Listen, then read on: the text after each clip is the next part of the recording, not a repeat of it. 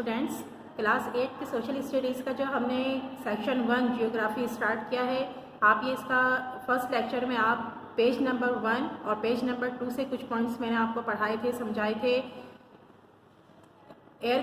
Space craft Hubble के बारे में, यूनिवर्स के बारे में।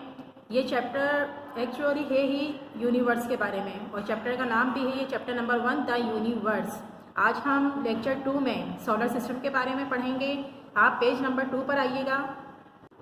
पेज नंबर 2 पर यहाँ आपको sun and planets the solar system, ये दो हेडिंग्स और इसके बाद फिर आपको ये पूरा एक सोलर सिस्टम की डायग्राम दी हुई है। नीचे ये आप देखिएगा, देखिए सन एंड प्लैनेट्स, जितने भी प्लैनेट्स हैं वो सन के गिर्द राउंड करते हैं, ये तो आपको मालूम होगा ना स्टूडेंट्स। ये आप लोग स्टार्ट से ही पढ़ते आ रहे हैं कि सन जो है वो बहुत बड़ा है, राइट। सन जो है वो इतना बड़ा है कि more than 100 times of earth से भी बड़ा है सन, यानी उस सन में 100 ज़मीन जो है वो आराम से समा सकती हैं। और जितने भी प्लैनेट्स हैं वो सन के ही गिर्द घूमते हैं।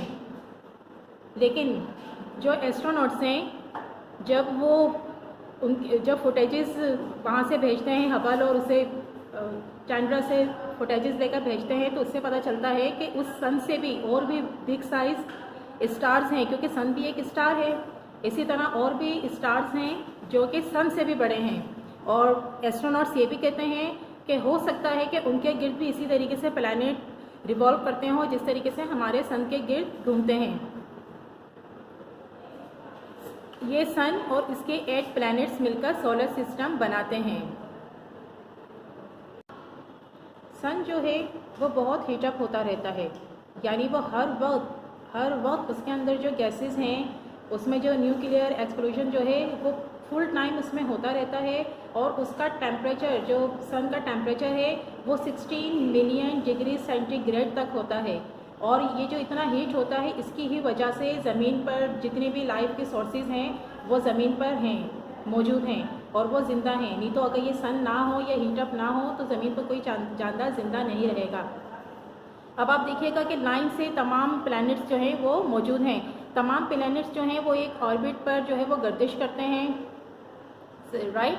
सबसे पहले देखें आपको मर्क्यूरी नज़र आएगा, सबसे फर्स्ट प्लैनेट जो है वो मर्क्यूरी, उसके बाद वेनस, थर्ड नंबर पर Earth, Mars, Jupiter, Saturn, Uranus, Neptune.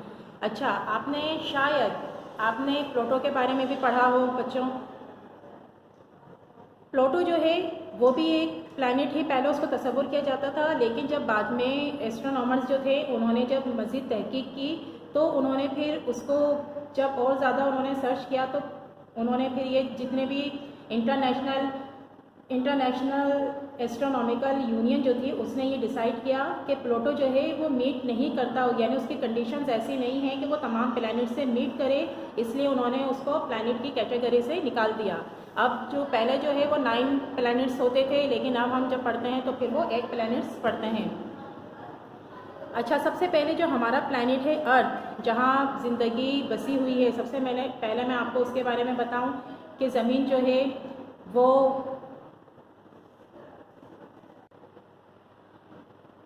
Students देखिए, जितने भी स्टार्स हैं ना उनके ऑर्बिट जिससे वो सूरज के गिर्द गर्दिश करते हैं वो राउंड शेप में नहीं होते, ओवल शेप में होते हैं।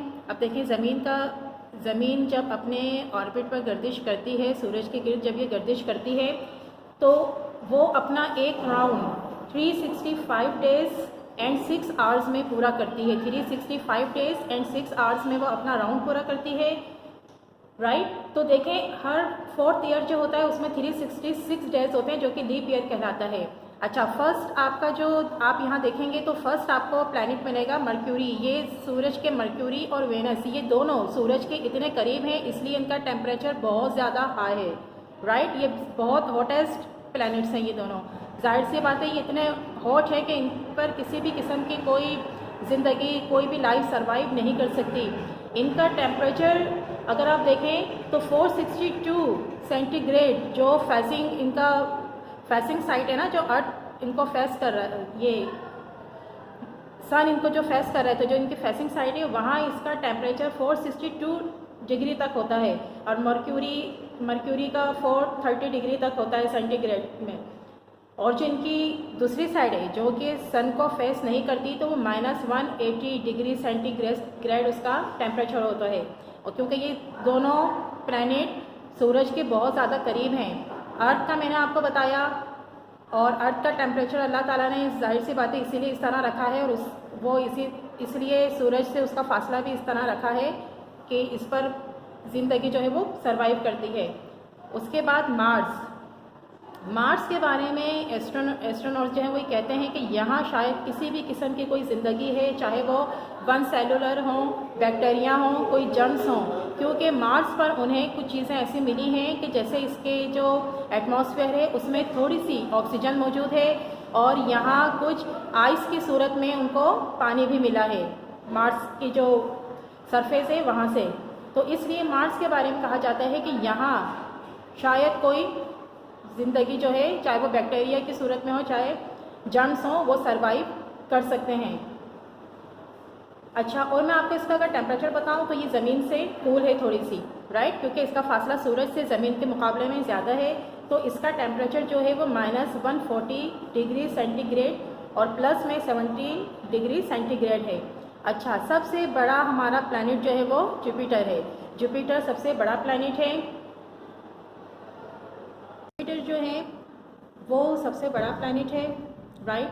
इसकी ग्रेविटी फोर्स जो है वो बहुत ज़्यादा है, यानी ज़मीन के मुकाबले में डबल, बल्कि डबल से भी ज़्यादा। मीन्स कि अगर आपका वेट 50 किलोमीटर है अर्थ पर, तो जुपिटर पर जाकर वो 120 किलोग्राम हो जाएगा, राइट। अच्छा, उसके बाद फिर है सैटर्न।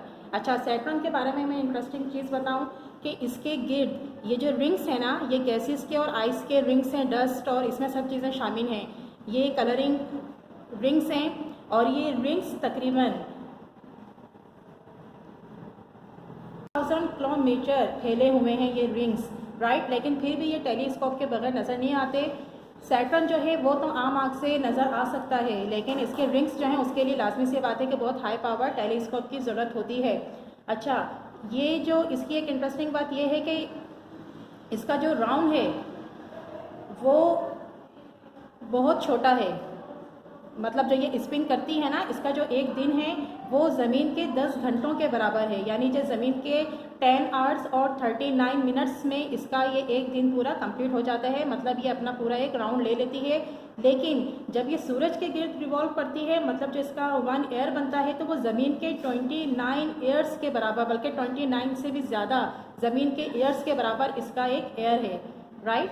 जैसे कि देखें, जिसका ऑर्बिट जितना छोटा होगा उसका फिर साल भी इतना ही छोटा होगा, यानी उसका एयर भी, क्योंकि वो इतनी ही जल्दी अपना राउंड पूरा कर लेगा। जैसे कि मर्क्यूरी है, तो मर्क्यूरी 88 डेज़ में अपना पूरा एक राउंड मुकम्मल कर लेता है, जबकि ज़मीन जो है वो 365 डेज़ में अपना राउंड कंप्लीट करती है। इसी तरह सैटर्न जो है वो ज़मीन के 29 ईयर्स में अपना एक साल कंप्लीट करता है। उसके बाद फिर यूरेनस और यूरेनस के बाद लास्ट में फिर नेपच्यून है। अच्छा, जिस तरह हमारी ज़मीन का सैटेलाइट है, एक सैटेलाइट है ना हमारा, जो हम रोज़ाना आसमान पर चमकता हुआ देखते हैं, चांद मीन्स, इसी तरह जितने भी प्लैनेट्स हैं उन सब के सैटेलाइट मौजूद हैं जो कि उसी प्लैनेट के गिर्द घूमते हैं। देखें, मून जो है वो होता ही वो बॉडी है जो कि किसी प्लैनेट के गिर्द रिवॉल्व करता है, राइट। अब देखें, जिस तरह मर्क्यूरी और वेनस, ये दो प्लैनेट्स ऐसे हैं जिनका कोई भी सैटेलाइट नहीं है। मर्क्यूरी एंड वेनस, इनका कोई भी सैटेलाइट नहीं है। अच्छा, ज़मीन जो हमारी ज़मीन है उसका एक चांद है, मार्स के 2 चांद हैं, जुपिटर के 63, ये जो जुपिटर है ना इसके 63 सैटेलाइट्स हैं, मतलब के मून्स हैं। सैटर्न के 60 मून्स हैं, यूरेनस के 27 और नेपच्यून के 13 मून्स हैं, राइट, जो कि इसके गिर्द रोटेट करते हैं। और स्टूडेंट्स, आपको ये मेरा लेक्चर समझ में आया होगा। मैंने आपको इसमें कुछ सोलर सिस्टम और फिर कुछ इनके जो सोलर सिस्टम के जितने भी प्लैनेट्स हैं उनके मून के बारे में आपको समझाया है। इसी से रिलेटेड आपको जो टास्क दिया जाएगा आप उसे कंप्लीट कीजिएगा। इस चैप्टर का जो नेक्स्ट पार्ट है वो हम इंशाल्लाह नेक्स्ट लेक्चर में पढ़ेंगे। आप ये कंप्लीट कीजिएगा टास्क जब तक, फिर आपको नेक्स्ट लेक्चर और नेक्स्ट टास्क दिया जाएगा। इस बुक को भी आप बहुत रीड कीजिएगा अच्छे तरीके से, लेक्चर को भी बार बार सुनिएगा, तो आप जो ये टास्क दिया हुआ है उसको ईज़िली सॉल्व कर सकते हैं। ओके स्टूडेंट, जब तक के लिए अल्लाह हाफिज़।